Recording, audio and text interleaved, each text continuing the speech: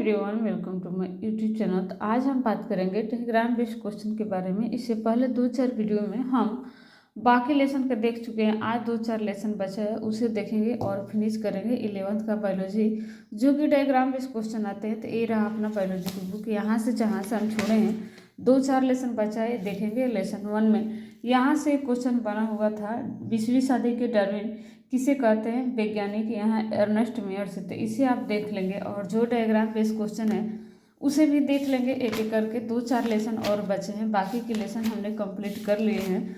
तो यहाँ इस तल का 1.1 से आता है क्वेश्चन, तो ये हम देख लेंगे। इसे 1 नंबर का क्वेश्चन आता है, मानव घरेलू मक्खी, आम और गेहूँ। इसे 1 नंबर का वैज्ञानिक नेम पूछा जाता है। बाकी इस डायग्राम से क्वेश्चन ना तो आए हैं कभी, और ना ही अगले 100 साल तक कभी क्वेश्चन आएंगे। यहाँ रहा क्वेश्चन और आंसर, तो आप देखेंगे इसमें से 5 नंबर क्वेश्चन है, ये पूछा जाता है आम का वैज्ञानिक नेम क्या है। तो इसमें से ये पूछा जाएगा क्योंकि यह PYQ है।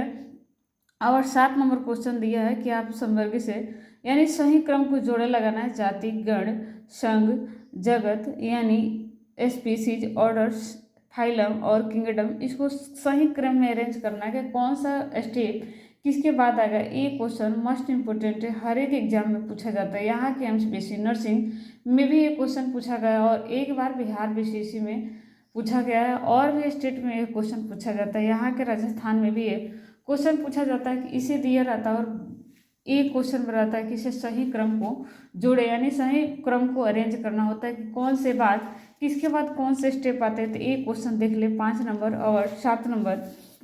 उसके बाद लेसन 2 में देखेंगे कौन सा डायग्राम है। तो यहाँ पे विभिन्न यानी बैक्टीरिया के शेप एंड साइज पूछा जाता है। बैक्टीरिया जो है 4 टाइप से होती है, किसका कौन सा शेप होता है वो पूछा जाता है। कोकाई, बेसिलाई, एस्पेरेला और विब्रियो, यानी किसका कैसे शेप होता है, साइज होता है, ये पूछा जाता है। इधर से एक क्वेश्चन बनते हैं, तो आप जब भी देखें तो देख लें।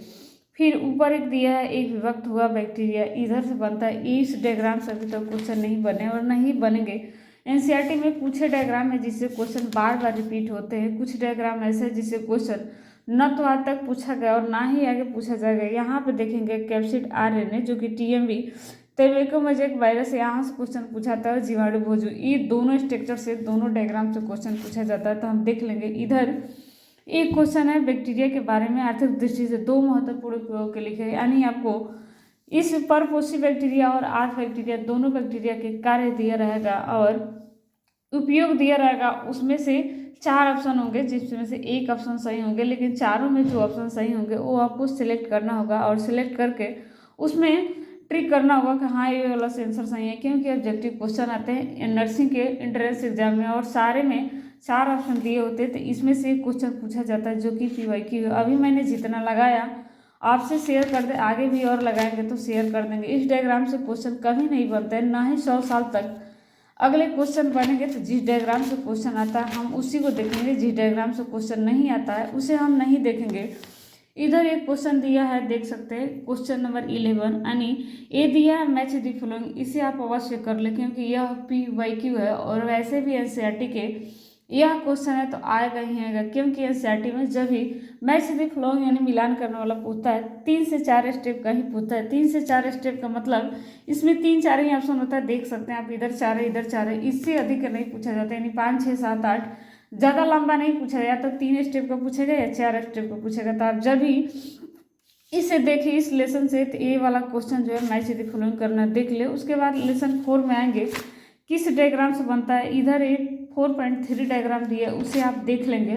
इसके बाद इधर डायग्राम तो है लेकिन इससे क्वेश्चन नहीं बनते, कि यहाँ से क्वेश्चन बनता है, यानी लिडाइनी केचुआ एक जीक यानी जोक से क्वेश्चन बनता है, जिसे लीच बोलते हैं। लीच और केचुए दोनों से बनते हैं, तो इधर दोनों डायग्राम को देख लेंगे। और भी डायग्राम है जिससे क्वेश्चन बनते हैं, लेकिन बहुत सारा ऐसे भी डायग्राम दिया है जो कि समझने के लिए दिया है, तो उससे क्वेश्चन नहीं बनते। तो जिससे नहीं बनते हम वो नहीं देखेंगे, जिससे क्वेश्चन अभी तक बने हैं उसी को हम देखेंगे। ये वैज्ञानिक नेम से भी क्वेश्चन पूछा जाता है। एमपीएससी नर्सिंग 24-25 दोनों में मैच द फॉलोइंग वाले क्वेश्चन पूछा जाता है। यहाँ तक 24 में 2 शिफ्ट में एग्जाम हुए थे, एक 8 जून को एक 9 जून को।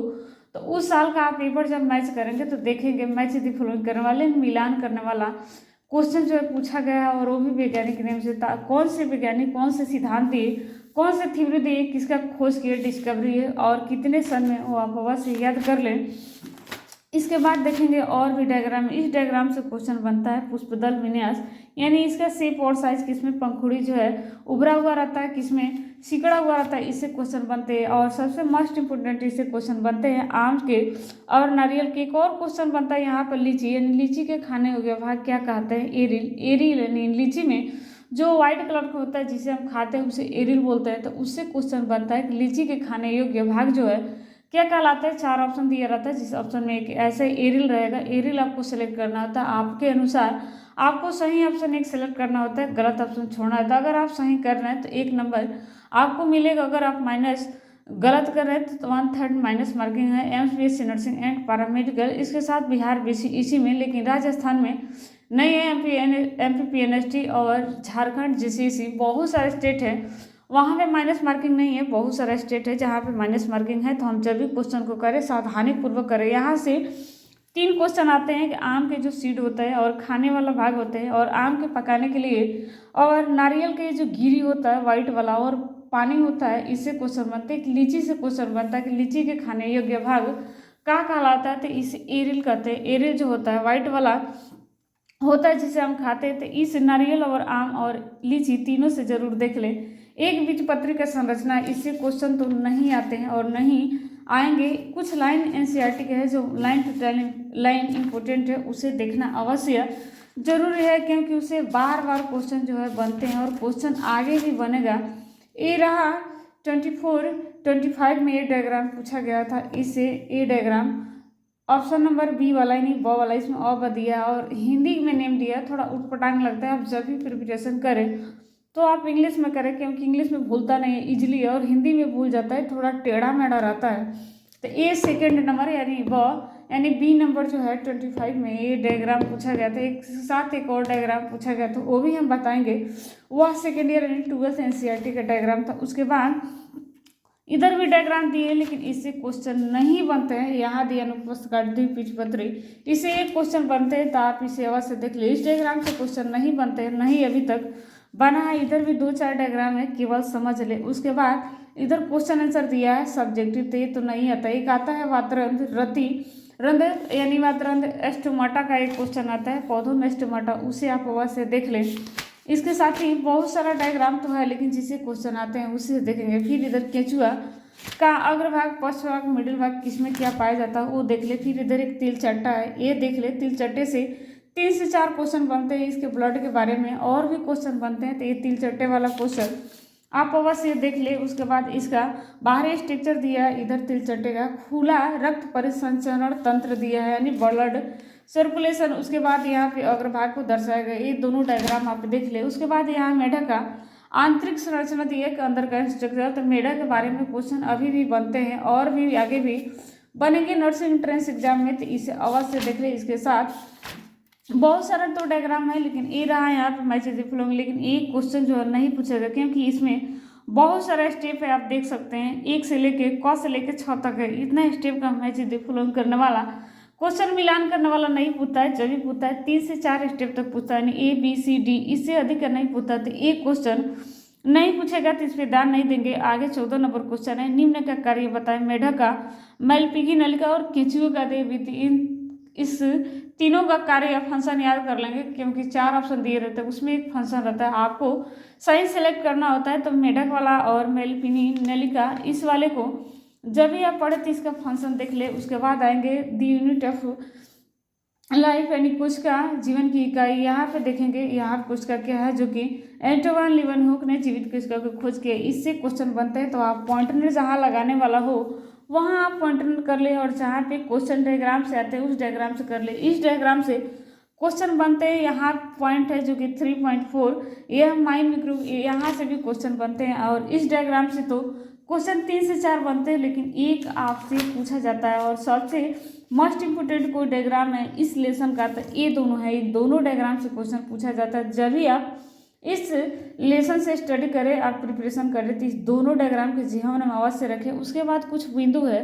जो कि मैंने पॉइंटर कर रखा है, कुछ लाइनें हैं, इसे आप अवश्य देख लें, क्योंकि इस लाइने से क्वेश्चन बनता है। उसके बाद जीव द्रव्य साइटोप्लाज्म, यहाँ से क्वेश्चन बनता है। अंतरिक्ष द्रव्य जलिका और गालजी उपकरण, यहाँ से भी क्वेश्चन बनते हैं, तो यहाँ से आप क्वेश्चन को अवश्य देख ले। उसके बाद इधर कुछ लाइनें हैं जो कि पॉइंटर किया गया है। उसके बाद यहाँ पे है सूत्रकणिका माइटोकॉन्ड्रिया, यहाँ से क्वेश्चन बनते हैं। और ये लाइन यहाँ से क्वेश्चन भी बनते हैं, जहाँ जहाँ लाइन को पॉइंटर किया आप अवश्य देख ले। उसके बाद जिस क्वेश्चन से, जिस लाइन से क्वेश्चन बनते हैं, जिस डायग्राम से क्वेश्चन बनते हैं, वो भी आप अवश्य देखिए। इसी के साथ यह लेसन फिनिश होता है और लेसन के साथ ही यह बुक जो है फिनिश होता है। यानी 11th एनसीईआरटी का टोटल डायग्राम जो था, मैंने ट्रिक लगवा कर लेके आया था, वो सारे आपको कवर हो चुका है आज के वीडियो में। यहाँ जो पेज मोड़ा गया, इससे पहले के वीडियो में हम इधर का देख चुके हैं, इतना ही बचा है। इसमें देख सकते हैं 3 क्वेश्चन दिया, निम्न से सही नहीं है, कौन सा सही है कौन सा गलत है, नहीं रंग और राइट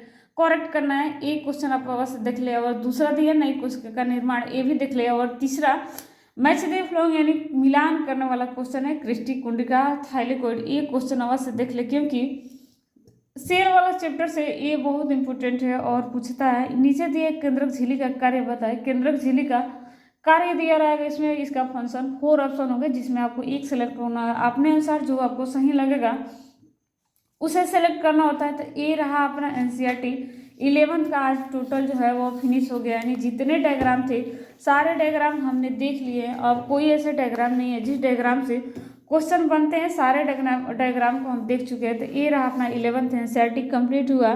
वीडियो तो ज़्यादा लंबा हो गया, अगर आपको दिखनी है देख लेना, इम्पोर्टेंट जो डायग्राम है तो 2 या 1.5 के स्पीड में आप करके देख लेना। मिलते हैं एक अगले वीडियो में, तब तक के लिए राधे राधे, जय हिंद, जय भारत।